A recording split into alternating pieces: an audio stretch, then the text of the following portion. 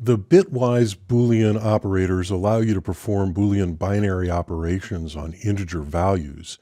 Here I have a working copy of bprint.cpp from Chapter 6 of the exercise files. The purpose of this file is simply to provide a quick and portable way to display binary values.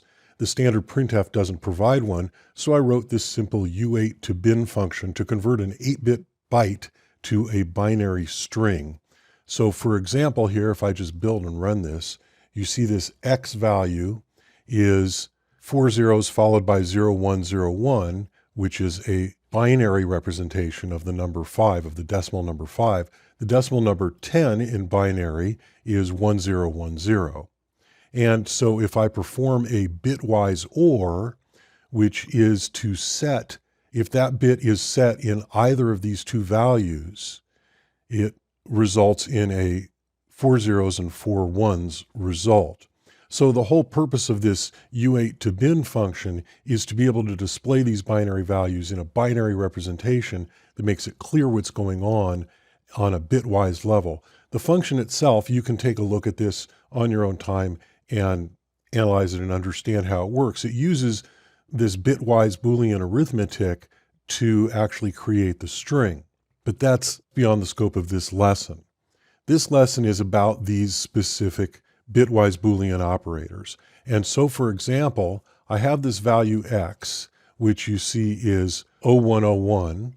And if I use the bitwise not operator on x like this, then it'll flip all of those bits. And now where we had all zeros, we have all ones. And every place where there was a 0 in x, there is now a 1 in the result. So that's the bitwise not operator. Likewise, the bitwise and operator, it operates on a bit level. So if I say x and y, then I get this result here, which is all zeros, because there are no bits that are set in both of these two values. If I say x and 0xff, which sets all the bits, all 8 bits, then my result is exactly the same as x. Now, using the OR operator, if I say x or y, what will we expect our result to be? I'd expect it to be 0ff, or rather all zeros on the left-hand side because we don't have any ones over there, and all ones on the right-hand side because we have at least one bit set in either of those two values. So it'll be all zeros followed by all ones, and that is our result. There are also shift operators. So if I said x to shift left by 1, then our result is we have that 0101 pattern, but it's shifted over 1 to the left.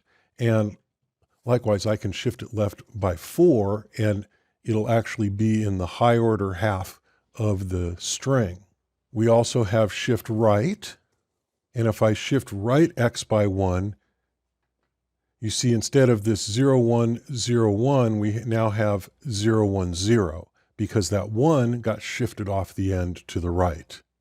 And if I shift right by 4, of course, we'll get all zeros. So these are the bitwise Boolean arithmetic operators. They allow you to perform the standard Boolean arithmetic and bitwise operations for integer values.